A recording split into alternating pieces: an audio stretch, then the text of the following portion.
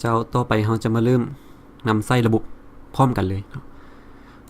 เบื้องต้นเนาะอันนี้จะเป็นหน้าต่างลักเนาะสำหรับการเข้าไปใส่ในระบบเนาะเราจะตีuser name และ password เนาะคือรหัสผ่านเนาะกับ user เนาะเข้าไปในระบบเนาะอันนี้จะขออนุญาตเพิ่มเข้าไปตัวอย่างพิมพ์ user เนาะโอเคใส่รหัสพร้อมเนาะแล้วกด sign in เข้าไปเลยเนาะแล้วเข้าไปในโปรเจกต์ของเขาเนาะจะเป็น School Management เนาะแล้วกด Launch เนาะ Run เข้าไปจะเข้ามาหน้าต่างตัวนี้เนาะเริ่มแรกเนาะครับเจ้าจะขออธิบายตัวโมดูลเทอมก่อนเนาะแล้วมี Data แล้วจึงมา Enroll เนาะเพื่อความเข้าใจง่ายเนาะเจ้าทับอิดเลยเนาะเข้ามาที่ Term Management ก่อนเนาะเกี่ยวกับเทอมก่อนจากการเทอมเนาะวิธีอยู่บนนี้จะบอกว่ามีเทอมอย่างแน่เนาะเข้ามาเนาะแล้วเทอมนั้นเนาะซื้อหยังเนาะสกเรียนที่เท่าใดเนาะเทอมหยังเนาะเทอม1หรือเทอม2เนาะแล้วมี exchange rate เนาะก็คือว่าอัตราแลกเปลี่ยนของเทอมนั้นมีเป็นเท่าใดเนาะอันนี้จะเป็นคิดไล่เป็นเงินดอลลาร์เนาะก็เลยสามารถจัดการอยู่นี้ได้เนาะแล้วบอกว่าสถานะบอกว่าเทอมนี้ปิดหรือยังเนาะถ้ามีค่าเป็น false เนี่ยแสดงว่ายังเปิดอยู่เนาะถ้าเป็น true นี่ว่าปิดแล้วเนาะอันนี้ถ้ามันปิดแล้วเราจะบ่สามารถชำระค่าเทอมนั้นได้เนาะเลยการสร้างเทอมเนาะก็ง่ายๆเลยเนาะกดเข้าปุ่ม create นี่เนาะยกตัวอย่างเนาะข้าพเจ้าสิสร้างเป็นสุขเฮียนเนาะสุขเฮียนตัวอย่าง2019เนาะหา2020ซะเนาะ2020เทอม1เนาะยกตัวอย่างเนาะ exchange rate เนาะอันนี้เฮาใส่เพื่อว่าเป็นคิดไรเป็นเงินดอลลาร์เนาะว่าเป็นเงินดอลลาร์เป็นเท่าใดเนาะมีสถานะอยู่ is code เนาะ is code แปลว่าเทอมตัวนี้ปิดหรือยังเนาะเริ่มต้นนี้ให้เป็น for เลยเนาะ for ก็คือว่ามันยังเปิดอยู่เนาะกด save ไปเลยเนาะ save มันจะมีอยู่2ปุ่มเมื่อกี้เนาะกด save มันจะเข้ามาหน้าตานี้เลยเนาะกด code ก็คือยกเลิกเนาะการสร้างเนาะมันจะเป็นสร้างเป็นเมนูใหม่เลยให้เอาเลยเนาะคือยกตัวอย่างเมื่อกี้เฮาสร้างเป็นสุขเฮียน2019-2022เนาะเทอม1เนาะเรทเป็นกันเท่านี้นะซึ่งว่ายกตัวอย่างอันเฮาแก้ไขข้อมูลนี่เนาะวิธีแก้ไขเนาะเฮาสามารถกดในแถวตัวนี้ได้เนาะกดแถวใดก็ได้เนาะที่มันเป็นสีฟ้าๆนี่เนาะยกตัวอย่างข้าพเจ้าขอกดตัวนี้เนาะเพื่อแก้ไขเนาะการแก้ไขคือกดเข้าไปในตัวนี้เลยกดเข้าไปแล้วไปกดแก้ไขคือยกตัวอย่างข้าพเจ้าเขียน2019หา2020นี่มันผิดเนาะข้าพเจ้าขอแปลงให้เป็น2020เนาะ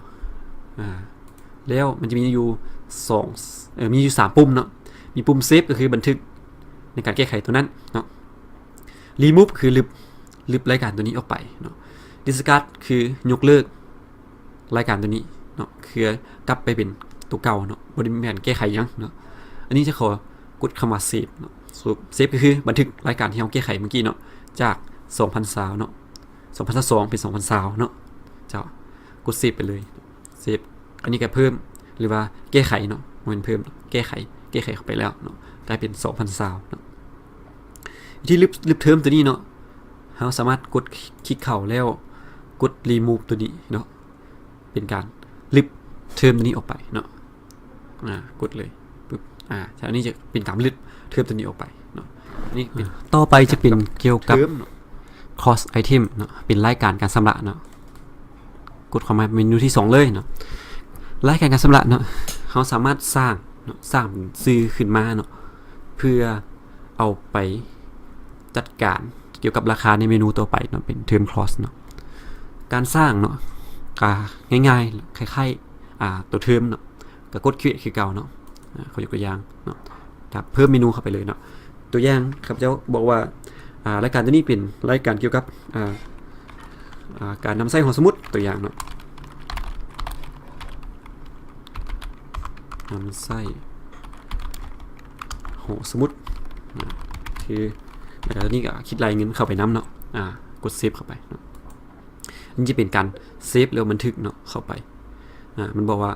สำเร็จเรียบร้อยเนาะ new record has been saved เนาะบันทึกสำเร็จเนาะและรายการเมื่อกี้เนาะเราบันทึกเข้าไปแล้วเนาะ มันเดี๋ยวนี้จะรวมเป็นทั้ง2รายการเนาะทั้งหมดทั้ง2รายการแล้วเราจะค้นหาตัวรายการเมื่อกี้เนาะเราจะกดอยู่บนเซิร์ชนี่เนาะตัวอย่างการนำไส้หอสมุดเนาะเขียนว่าการก็คือมันจะค้นหามาให้เลยเนาะการนำไส้หอสมุดเนาะตัวอย่างจะแก้ไขเนาะกดเข้าไปเนาะกดเข้าไปแก้ไขว่าการใส่หอสมุดตัวจริงตัวอย่างข้าพเจ้าขอเพิ่มเขาว่าเนาะกดปุ่มเซฟคือบันทึกเนาะเซฟบันทึกเนาะคือเก่าเลยเนาะการแก้ไขหรือว่าการยกเลิกหรือว่าการรีมูฟเนาะรีมูฟคือกดค้นหาแล้วรีมูฟเนาะรีมูฟก็นี่ก็หายไปเลยเนาะการนำใส่หอสมุดอันนี้ก็เป็นการเพิ่มเนาะแก้ไขแล้วก็ลิฟต์ของ cost item หรือว่ารายการเมนูตัวนั้นเนาะตัวต่อมาจะเป็น term cost เนาะ term cost จะเป็นจัดการเกี่ยวกับว่ารายการตัวเมื่อกี้เนาะที่เราเพิ่มเข้าไปนะว่าอยู่ในเทอมที่เท่าใดเนาะและอยู่ในเกรดที่เท่าใดอยู่ในสั้นที่เท่าใดเนาะแล้วราคาของผู้หญิงเป็นแนวใดเนาะของผู้ชายเป็นแนวใดเนาะอยู่จัดการอยู่จุดนั้นเนาะการสร้างก็เป็นกดปุ่มสร้างนี้เข้าไปเลยเนาะตัวอย่างเนาะเทอมยกตัวอย่างเป็นเทอม1เนาะปี1เนาะบอกว่าไอเทมที่เท่าใดเนาะตัวอย่างข้าพเจ้าจะบอกว่าตัวศิลปะเนาะค่าศิลปะเนาะอยู่เทอม1ปี1เนาะศิลปะนี่ราคาของผู้หญิงเท่าใดเนาะราคาของผู้ชายเท่าใดเนาะราคาของผู้ชายที่อยู่หอพักเนาะ dormitory เนาะแล้วก็ราคาผู้หญิงเนาะ female dormitory เนาะ male dormitory เนาะ dormitory จะปิดเกี่ยวกับผู้ชายเนาะว่าอยู่ในเทอมเท่าไหร่เนาะตัวอย่างผู้หญิงเนาะตัวอย่างค่าศิลปะนี่เขาใส่เป็นตัวอย่าง25,000ผู้ชายดีผู้ชายอาจจะ 30,000 ตัวอย่างคุณในห้องพักดีเนาะตัวอย่างเป็น30ผู้หญิงในห้องพักเนาะผู้ชาย35ตัวอย่างเนาะเขาใส่ในห้องแบบนี้เนาะแล้วกดปุ่มเซฟเข้าไปเลยเนาะสำหรับค่าเทอมโอเคตรงกี้เป็นเกี่ยวกับศิลปะเนาะศิลปะค่าเทอมจะขึ้นมาบอกว่าหรือเราค้นหาก็ได้เนาะว่าตัวอย่างศิลปะค่าเทอมเนาะอันนี้เราเคยตั้งค่าไปแล้วเนาะเรามาเซตค่าอีกทีนึงเนาะวิธีแก้ไขเนาะก็คือเก่าเลยเนาะกดเข้าไปเนาะแก้ไขคือตัวอย่างศิลปะตัวนี้เราเฮ็ดเป็นปีที่2นำเนาะแก้ไขเป็นปีที่2ค้นหาก็เลือกเป็นปีที่2ให้เทอม1ปีที่2เนาะกดเซฟเข้าไปเนาะเพื่อบันทึกเนาะเซฟเข้าไปบันทึกโอเคอันนี้ก็เป็นจะแปลงให้เนาะว่าศิลปะเนาะจะอยู่เทอม2เนาะ